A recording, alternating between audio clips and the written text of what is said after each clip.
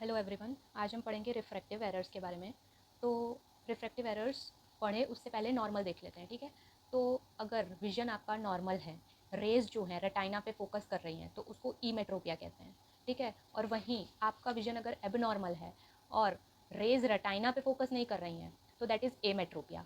अब एमेट्रोपिया में सारे रिफ्रैक्टिव एरर्स आते हैं, ठीक है। तो मोस्टली 3 मेन टाइप के रिफ्रैक्टिव एरर्स होते हैं, वो हम देखते हैं। तो अगर रे जो है फोकस कर रही है in front of the retina, ठीक है, तो वो मायोपिया है। और अगर बिहाइंड द रेटाइना कर रही है तो वो हाइपरमेट्रोपिया है। और अगर दो डिफरेंट फोकाई हैं रेज के रिफ्रैक्ट करने के, तो वो एस्टिग्मेटिज्म क्रिएट करेगा। अब इसको हम डिटेल में पढ़ेंगे, पहले हम नॉर्मली देख लेते हैं इमेज से। चलिए, तो मान लीजिए कि ये आपका कॉर्निया है, ये आपकी लेंस है, और ये आपका रेटाइना है। कोई भी रे आई वो बेंड होके रेटाइना पे फोकस कर रही है, ठीक है। रे आई बेंड होके रेटाइना पे फोकस कर रही है एग्जैक्ट, तो इमेज बनेगी वो नॉर्मल बनेगी, ठीक है। So this is emmetropia. Okay.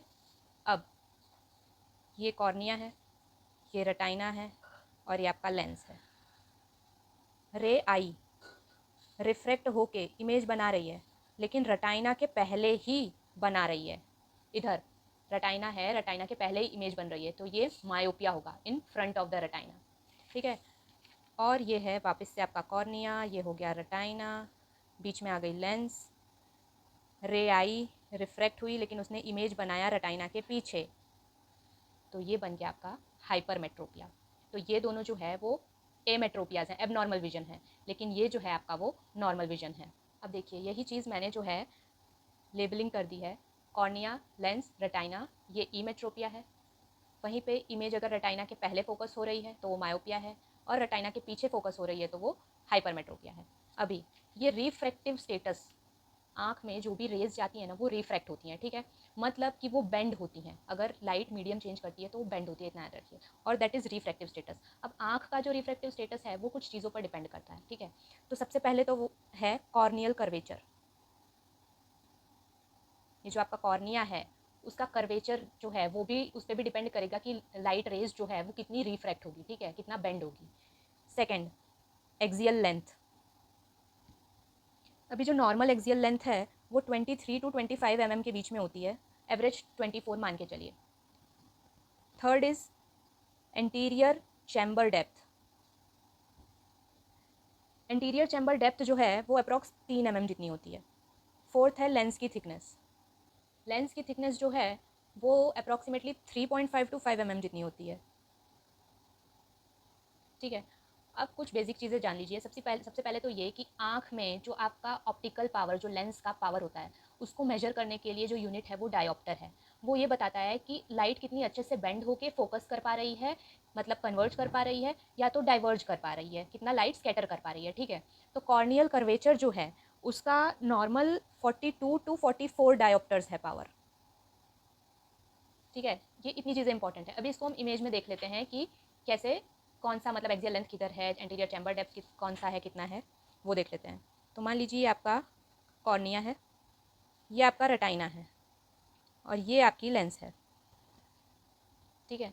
तो कॉर्निया के सेंटर से लेंस के सेंटर तक या तो आइरिस तक, ठीक है, ये आपकी एंटीरियर चैम्बर डेप्थ है।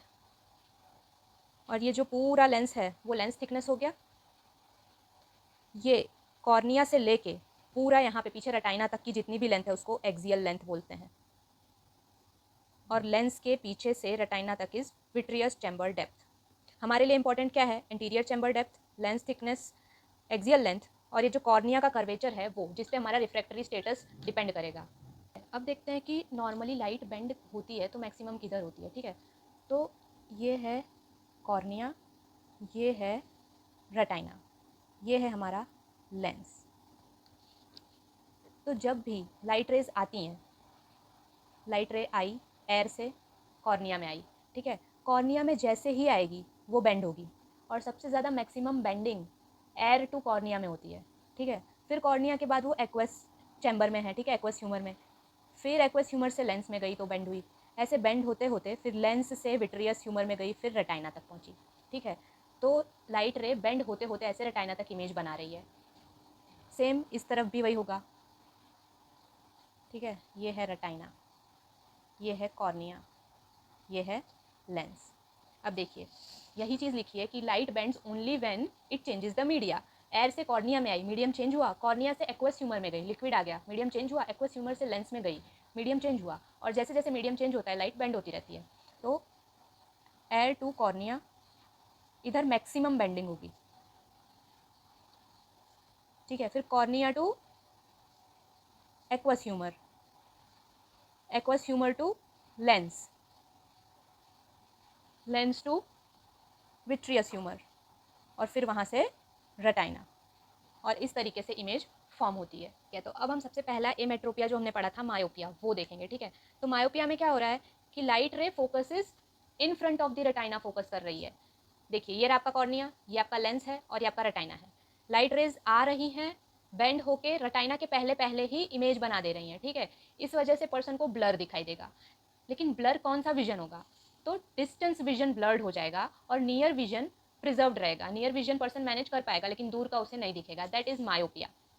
अभी मायोपिया जो है वो भी डिफरेंट टाइप्स के होते हैं। तो सबसे पहले मोस्ट कॉमन मायोपिया जो है वो एक्सियल मायोपिया है।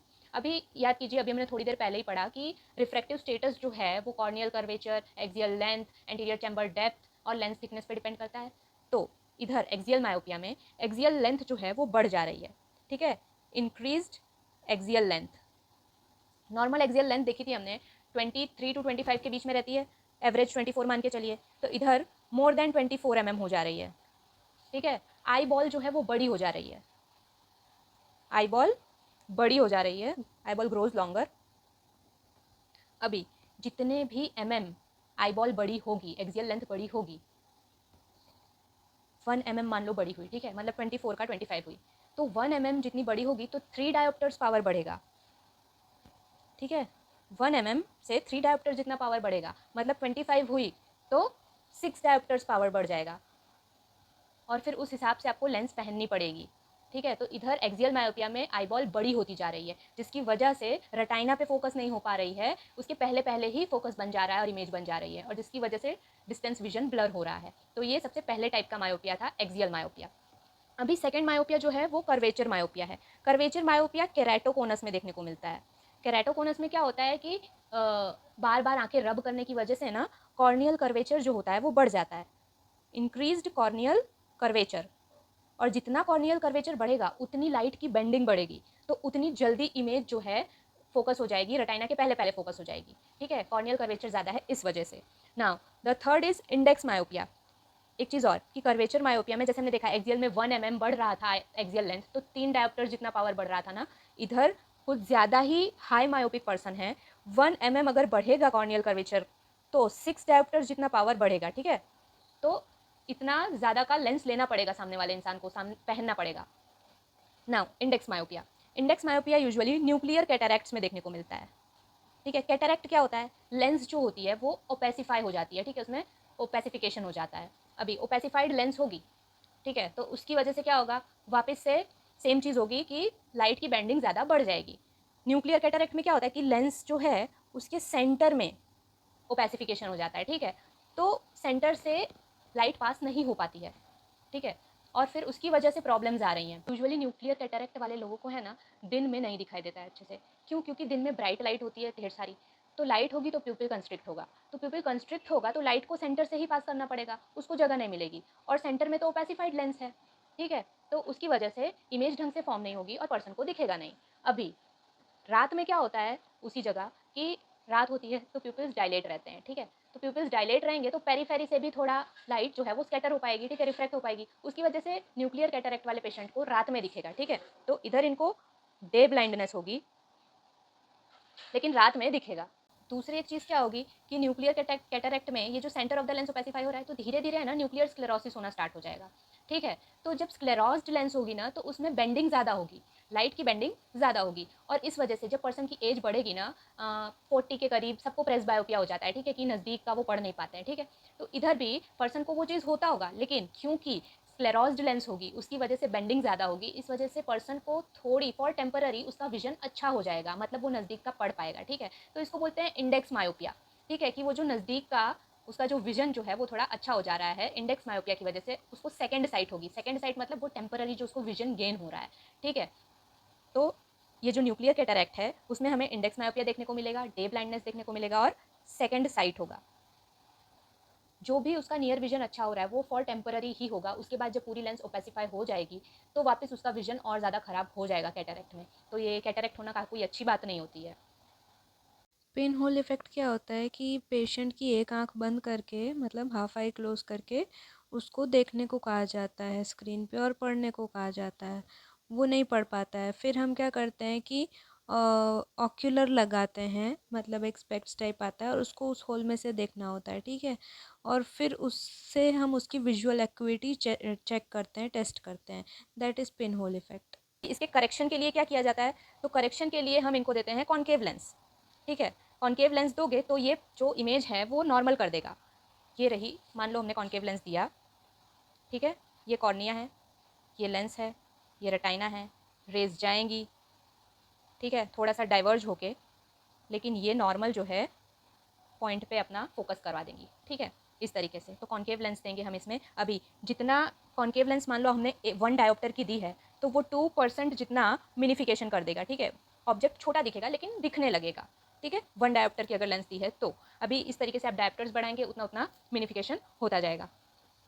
अभी जो मायोप्स होते हैं उनको ऑलवेज हम अंडर करेक्ट रखते हैं। अंडर करेक्ट मतलब कि मान लो अगर उनका नंबर जो है चश्मे का वो -3 है, मायोप्स को ऑलवेज मतलब ये माइनस में ही नंबर आते हैं कॉन्केव लेंस दो तो, ठीक है, माइनस में पावर होता है।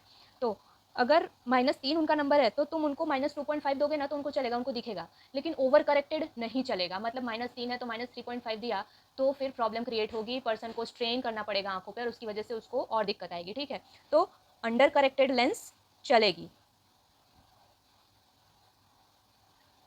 अभी 3 है, -3 नंबर है तो -3 दोगे तो भी चलेगा, लेकिन उससे ज़्यादा का नहीं देना है। और वो कैसे पता चलेगा, उसके लिए हम डुओक्रोम टेस्ट करते हैं।